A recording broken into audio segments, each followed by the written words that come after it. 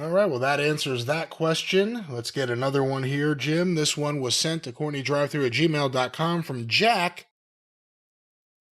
Big fan of the show. With that being said, Jim, if you had to pick a favorite match or event from your time in Ring of Honor, what would it be? Oh, well, I mean, I would think a while for favorite event that may have been, of my time in Ring of Honor may have been something that we did in New York while we were visiting. I don't know, but I would have to say my favorite Ring of Honor. I had two favorite Ring of Honor matches, and they both happened the same night. We did that show in Toronto, and the same night that Davey Richards had a Ring of Honor World Title match with Tyler Black.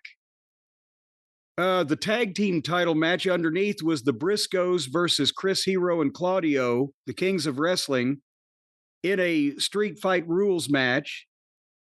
And Davey and the future Seth Franklin Rollins had what I thought was the state of the art modern indie wrestling style match where they just beat the piss out of each other, but in an athletic way.